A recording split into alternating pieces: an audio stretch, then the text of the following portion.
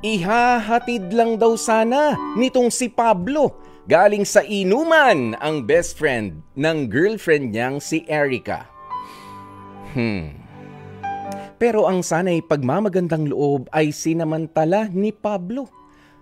Matapos na idiretso niya para ma-check-in sa hotel ang best friend ng girlfriend niya.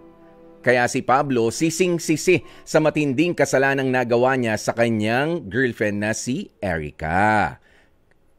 Kaya naman si Pablo,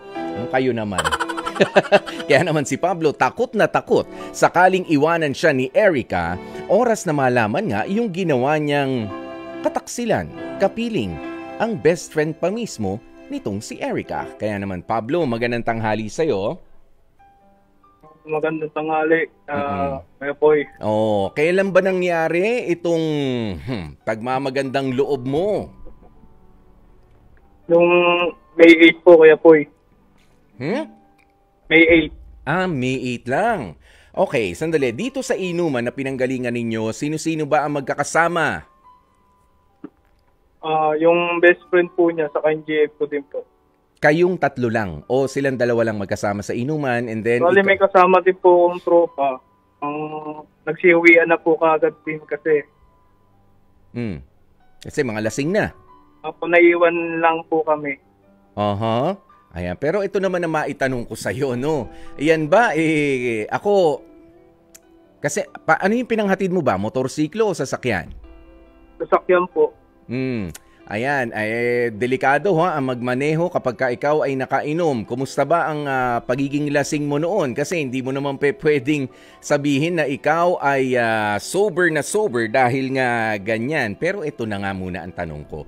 Ikaw ba ay dati nang may itinatagong pagnanasa dito sa best friend ng girlfriend mo? Wala naman po, Kuya Poy. Bali, first time ko lang din po siya nakasama sa inuman. Okay, first time mo nakasama sa inuman. And then, sino ba nagyaya? Siya ba o ikaw? Kasi broken po siya nun, Kuya Poy. Parang dinadamdam niya yung pagka-break niya nung boyfriend niya. So, dahil sa kanya kaya nag-inuman? Ganoon? Opo. Parang ganon po. Ang tanong ko pang isa, bakit hindi naman sumama yung girlfriend mo na ihatid si best friend? Bali po nagpahinga na rin po siya. At wala naman po yung girlfriend ko sa akin. Pero hindi nga yun ang nangyari. Ikaw naman, alam mo naman broken yung babae. Masasabi mo bang, aaminin mo ba? Kung tatanungin kitang, sinamantala mo rin kasi. Dala po ng alak siguro, Kuya Poy. Yan na, nasisi na nga. Sabi na, nasisi na yung alak, pero kaya mo pa magmaneho noon. Diba?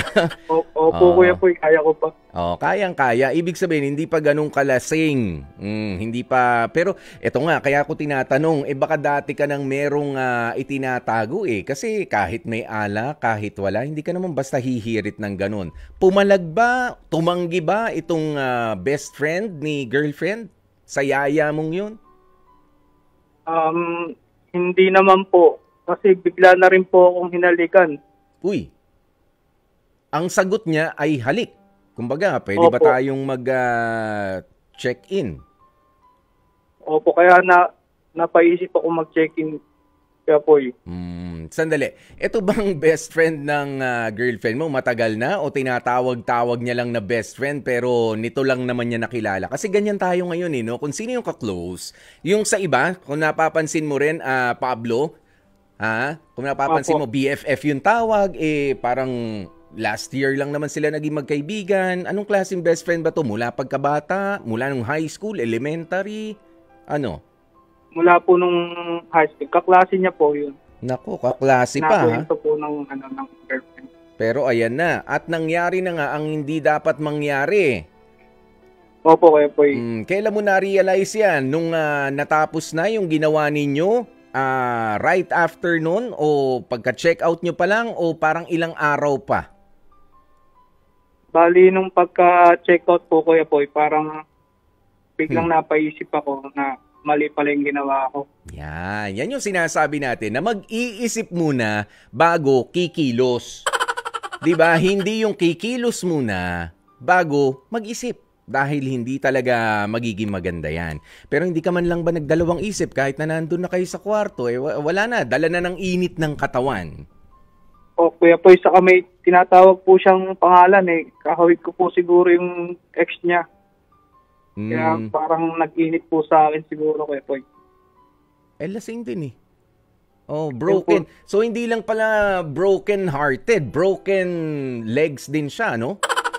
Biglang bumubuka na lang basta. Bihira naman yan. Ang dala po ng kalasingan, Kuya Poy. Naging kahawig ko po yung ano niya. Oo, pero sige, tatanungin na rin kita. Lalaki sa lalaki lang. Sino ba ang mas okay? Yung girlfriend mo o siya? Siyempre po, Kuya Poy, yung girlfriend ko po. Pero iba rin yung experience, iba rin yung excitement habang ginagawa niyo yun. Kasi hindi ako bilang isang lalaki rin, kapag hindi ko naman gusto yung ginagawa sa akin, walang laban. Kumbaga, hindi lalaban ang panderby kung hindi mo naman kursunada. Ganyan. 'Di ba? Pero ikaw, sige rin. Napalaban na, Kuya Poy, hindi ko naman po sinasadya. Nanggigil na rin. Ngayon, ano naman itong kinakatakot mo? Bakit? Pinagbabantaan ka ba na isusumbong ka? Opo, parang nagpapahiwatig po doon sa mga post niya po eh. Na ano? Anong sinasabi doon sa mga posts niya? Na may naka-ano siya nung May 8, may nakasama daw siya. Okay. Ano naman yung reaction dyan nung best friend niya na girlfriend mo? Bali, tinatanong po ko, kasi ako po yung kasama niya eh. Gabi na yun. Ano sinabi mo? Tinatanggi ko po. Kasi syempre magagalit po. Pagka may nalaman na nag-check-in kami or may nag-usap kami o may nangyari. Naturalmente. Talagang magagalit yun. Ayan, pero nauna ka naman magalit eh. Kaya nga nagkaroon ng laban. Kayo nung best friend hindi. Ayan, nagngalit ang mga ugat ng gigil. Itong si Pablo. So ngayon, ikaw ba, ano na ang nasa isipan mo? Aminin mo na lang ba sa girlfriend mo? Kasi talagang hindi lang isang relationship ang masisira dito, ha? Kung sakasakali nga aminin mo yan. Kaya nga po, Kuya Poy. Kayo ng girlfriend mo, pati sila ng best friend niya, kamo. Na taon din ang binild nila dyan. Pero, hindi ka naman din pwede na magtago na lang doon sa katotohanan na meron ka talagang ginawang kasalanan. Yun nga po, Kuya Poy, kinakabahan po ako kasi talagang baka maghiwalay po kami. Iyan yung sinasabi natin, na sana napag-isip-isip mo yan. Di ba, ang dalas sa atin sinasabi ng mga matatanda o ng mga nakakakwentuhan nating mga kaibigan na nasa huli talaga ang pagsisisi. Yan, kahit na paulit-ulit, ganoon nga yan. Masarap lang sa una, pero, nako, tila wala nang ginhawa pagkatapos noon. Sandali lang yun, ha? Nabuo nyo ba yung 3 hours? Hindi. Natapos naman din po eh. Kasi nakapagpahinga, natulog din po kami. Nakapagpahinga. Tapos pagkagising, bali parang nagkagulatan po kami. Nagkagulatan dahil? Kasi nahimasmasan na po. Nahimasmasan. Okay. Sige. Nag-shower kayo? Hindi po. Hindi na. Sana nag-shower kayo. Bihira kayo eh. Nandun na rin naman. Walang tubig. Ayan. Pero ito basahin lang natin ang ilan sa mga reaksyon ng mga kapatid natin. Sabi ni Ruth Claire Reyes, ewan ko sa'yo, Kuya Pablo. Ayan. Sabi naman ni Darwin Rosel, Pablo, kahit lasing ka, the point na may cheating involved between you and your girlfriend's best friend, bali na talaga yon, and it will be a hard pill to swallow kung malaman nga talaga yan ni Erica. Sige. So sa ngayon, ano sa tingin mo? Ako hindi ako basta nagpapayo eh. Ikaw, ano sa tingin mo yung kakayanin mo? Bali, Kuya Poy. Ikaw na lang ba ang kasi ganito lang yan. Sandali. Ganito lang yan. Pwede, ang options mo ay wag sabihin, bahala na lang sumingaw yung katotohanan kung sakaling sabihin nung best friend, nung girlfriend mo, or merong makaalam. At yun ang magparating sa girlfriend mo.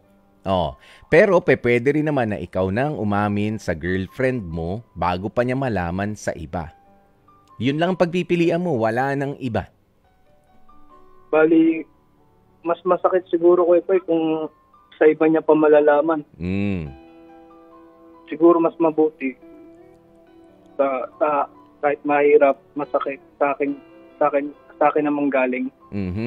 Ayan, kung pero ano yung magiging pasya niya.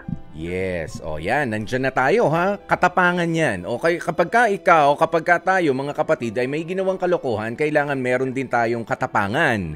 Ha? Sa pagharap, doon naman sa mga consequences ng pag-amin. Kaya ikaw, kakayanin mo ba yung consequences? Can you endure the pain na ikaw ay maaring iiwanan ka nitong si Erica? Pwedeng ang susunod mong pagkakataon para patunayan ang pag-ibig mo sa kanya ay pwedeng in the next month, in the next year, or in the next lifetime. Kakayanin mo ba yun, Pablo? Kakayanin ko po, Kuya Poy. Na ikaw na ang magsasabi kay Erica. Opo, Kuya Poy. Para ako naman din po yung talagang punot dulo ng kung mga magiging lalaki na lang po ako tatanggapin yung mga bagay na masasakit. Oo, kailangan talaga yan. Total, natukso ka doon sa panandaliang saya na inoffer ng pagkakamali at nasisinyo na naman nga ang alak. Nang dahil sa inyong, I'm sorry nang dahil sa inyong kalandian. So ngayon, good luck na lamang sa'yo, no? Kung sakasakali na mapatawad ka, pero I'm quite sure na meron talagang pag-aaway yan, merong paliwanagan. Swerte ka kung hingan ka pa ng paliwanag nitong si Erica, ni girlfriend. Pero kung hindi ka nahingan ng paliwanag, kailangan mo lang din talaga na maghintay ng tamang panahon para kayo ay makapag-usap. Ha? Ganun naman yan. Huwag tayo magiging makulit. Kasi iba-iba ang tanggap ng mga tao sa natural. Hindi naman magaan na problema yan Yung ginawa mo, Pablo, naintindihan mo yon? Opo, Kuya Poy, talagang labis na masakit po yun sa aking girlfriend. Kahit na baliktarin natin yung sitwasyon, talagang minsan, meron yung sa dami ng sinasabi ng tao, may mga pagkakataon na, teka, wag muna tayo mag-usap. Hindi ko pa ma-absorb to hindi ko pa bigyan din natin ang espasyo kung sakaling yun ang hihingin. Pero sabi ko nga, kung hihingan ka ng paliwanag, sige. Mas madaling sabihin ang katotohanan, mas madaling magpaliwanag kung katotohanan yung sasabihin mo. Pero pag sinabi rin na dumistansya ka muna, gusto ko munang mapag-isa, ibigay din natin yan doon sa taong nagawan natin ng kasalanan. Until such time na tayo ay tawagin nila at tayo ay mangumusta at i-entertain ulit para makapagpaliwanag. Ha, Pablo? Tama po, Kuya Poy. Yan. Pero sa ngayon, pwede ka na muna mag-practice. Gamitin mo ang ating programa para maipahayag na kay Erica ang pagsisisi mo at paghingi sa kanya ng tawad. Kaya go ahead, Pablo. Ano ang message mo para kay Erica? Erica, alam ko nagkamali ako sa mga nagawa ko nung araw, nung gabi na yun, nung kasama ko yung best friend mo. Di ko naman lubos akalain na papasok kami sa ganong sitwasyon na magkakaroon ng pagkakasala sa iyo. Lubos ko na hinihingi ng kapatawaran ng aking mga nagawang kasalanan. Saka ayoko rin naman na magkalayo kayo ng loob ng best friend dahil sa akin. Masakit man, tatanggapin ko kung ano yung magiging pasya mo. Yun po, Tepoy. Maraming salamat sa iyo, Pablo, at good luck na lamang at ituloy mo na lang yung pag-amin na yan dahil wala namang ibang paraan kundi ang tanggapin ang katotohanan at maging matapang sa pagtanggap ng mga consequences nga ng ating naging pagkukulang. Maraming salamat at 12:31. Bigyan na muna natin ng awitin itong story ang ibinahagi sa atin sa H2H Confessions ni Pablo ng Pasay. Especially for you.